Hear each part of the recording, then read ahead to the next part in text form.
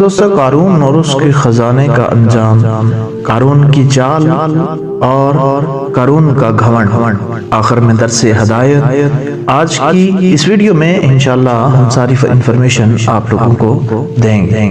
حضرین کرام، قارون حضرت جناب موسیٰ علیہ السلام کے چچا یسر کا بیٹا تھا، بہت ہی شکیل اور خوبصورت آدمی تھا، اسی لیے لوگ اس کے حسن و جمال سے متاثر ہو کر اس کو منور کہا کرتے تھے۔ پیارے دوستو، اس کے ساتھ ساتھ اس میں یہ کمال بھی تھا کہ وہ بنی اسرائیل میں تورات کا بہت بڑا عالم تھا اور بہت ہی ملنسار اور با اخلاق انسان تھا، اور لوگ اس کا بہت ہی ادب و احترام کرتے تھے۔ پیارے دوستو، لیکن بے شمار دولت اس کے ہاتھ میں آتے ہی اس کے حالات میں ایک دم تغیر پیدا ہو گیا اور سامری جادوگر کی طرح منافق ہو کر حضرت جناب موسیٰ علیہ السلام کا بہت بڑا دشمن ہو گیا۔ پیارے دوستو، اعلیٰ درجے کا متکبر اور مغرور ہو گیا۔ جب زکوٰۃ کا حکم نازل ہوا تو اس نے حضرت موسیٰ علیہ السلام کے روبرو یہ عہد کیا کہ وہ اپنے تمام مالوں میں سے 1000واں حصہ زکوٰۃ نکالے گا، مگر جب اس نے مال کا حساب لگایا تو ایک بہت بڑی رقم زکوٰۃ کی نکلی۔ یہ دیکھ کر اس پر ایک دم حرص و بخل کا بھوت سوار ہو گیا، اور نہ صرف زکوٰۃ کا منکر ہو گیا بلکہ عام طور پر بنی اسرائیل کو بہکانے لگا کہ حضرت موسیٰ علیہ السلام اس بہانے تمہارے مالوں کو لے لینا چاہتے۔ ارے دوستو، یہاں تک کہ حضرت موسیٰ علیہ السلام سے لوگوں کو برگشتہ کرنے کے لیے اس خبیث نے یہ گندی اور گنہونی چال چلی کہ ایک عورت کو بہت زیادہ مال و دولت دے کر آمادہ کر لیا کہ وہ آپ پر بدکاری کا الزام لگائے۔ ارے دوستو، چنانچہ عین اس وقت جبکہ حضرت موسیٰ علیہ السلام واعظ فرما رہے تھے، قارون نے آپ کو ٹوکا کہ فلانی عورت سے آپ نے بدکاری کی ہے۔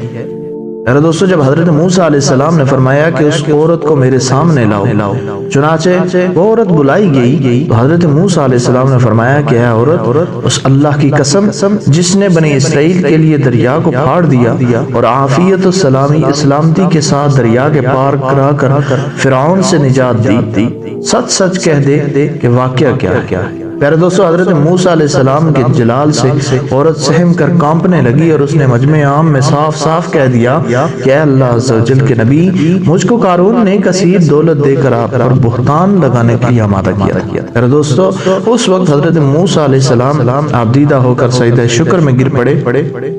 بحالت سجدہ آپ نے یہ دعا مانگی، یا اللہ، قارون پر اپنا قہر و غضب نازل فرما دے۔ میرے دوستو، پھر آپ نے مجمع سے فرمایا کہ جو قارون کا ساتھی ہو وہ قارون کے ساتھ ٹھہرا رہے، اور جو میرا ساتھی ہو وہ قارون سے جدا ہو جائے۔ چنانچہ 2 خبیثوں کے سوا تمام بنی اسرائیل قارون سے الگ ہو گئی۔ پھر حضرت موسیٰ علیہ السلام نے زمین کو حکم دیا کہ اے زمین، تو اس کو پکڑ لے، تو قارون ایک دم گھٹنوں تک زمین میں دھنس گیا۔ پھر آپ نے دوبارہ زمین سے یہی فرمایا تو وہ کمر تک زمین میں دھنس گیا۔ پیارے دوستو، یہ دیکھ کر قارون رونے لگا اور بلبلانے لگا، قرابت و رشتہ داری کا واسطہ دینے لگا، مگر آپ نے کوئی التفات نہ فرمایا، یہاں تک کہ وہ بالکل زمین میں دھنس گیا۔ 2 منحوس آدمی جو قارون کے ساتھی ہوئے تھے لوگوں سے کہنے لگے کہ حضرت موسیٰ نے قارون کو اس لیے دھنسا دیا تاکہ قارون کے مکان اور اس کے خزانوں پر خود قبضہ کر لے۔ آپ نے اللہ تعالیٰ سے دعا مانگی کہ قارون کا مکان اور خزانہ بھی زمین میں دھنس جائے۔ چنانچہ قارون کا مکان جو سونے کا تھا اور اس کا سارا خزانہ سبھی زمین میں دھنس گیا۔ پیارے دوستو، اس کو قرآن کی زبان سے سنیے۔ اللہ تعالیٰ کا ارشاد ہے کہ ہم نے قارون کو اتنے خزانے دیے تھے کہ ان خزانوں کی کنجیاں ایک مضبوط اور طاقتور جماعت بمشکل اٹھا سکتی تھی۔ پیارے دوستو، قرآن کریم یہ کہتا ہے کہ بے شک قارون اور موسیٰ کی قوم سے تھا، پھر اس نے قوم پر زیادتی کی۔ پیارے دوستو، اللہ فرماتا ہے اور ہم نے اس کو اتنے خزانے دیے جن کی کنجیاں اٹھانا ایک طاقتور جماعت پر بھاری تھی۔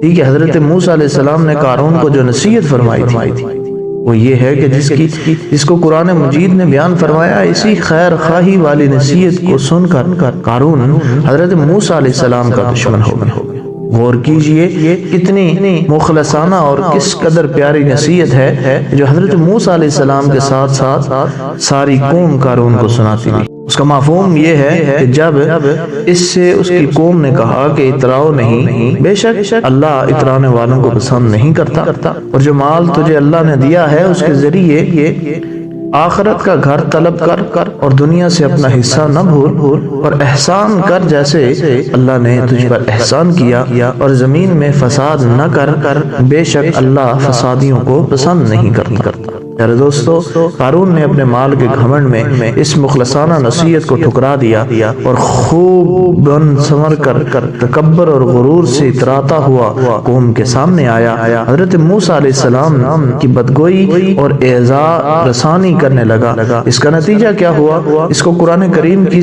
زبان سے سنی اور خدا کی اس قاہرانہ گرفت پر خوف الہی سے تھراتے رہیے۔ پیارے دوستو، اللہ کریم نے ارشاد فرمایا کہ ہم نے اسے اور اس کے گھر کو زمین میں دھنسا دیا، تو اس کے پاس کوئی جماعت نہ تھی جو اللہ کے مقابلے میں اس کی مدد کرتی اور نہ وہ خود مدد کر سکا۔ میرے دوستو، آخر میں آپ لوگوں کے لیے درس ہدایت ہے، میرے لیے درس ہدایت۔ یہ عبرتناک واقعہ ہمیں یہ درس دیتا ہے، درس ہدایت دیتا ہے کہ اگر اللہ پاک مال و دولت عطا فرمائے تو اس فرض کو لازم جانیے کہ اپنے اموال کی زکوٰۃ ادا کرتے رہیے۔ ہرگز اپنے مال و دولت پر غرور اور گھمنڈ کر کے نہ اترائیے، کیونکہ اللہ تعالیٰ دولت دیتا ہے اور جب وہ چاہتا ہے پل بھر میں دولت چھین لیتا ہے۔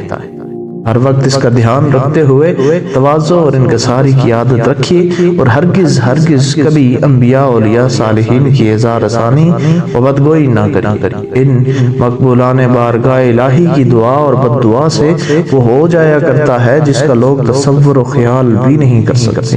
اللہ تعالیٰ مجھے اور آپ سب کو عمل کی توفیق عطا فرمائے۔ ملتے ہیں نیکسٹ ویڈیو میں، تب تک کے لیے اللہ حافظ۔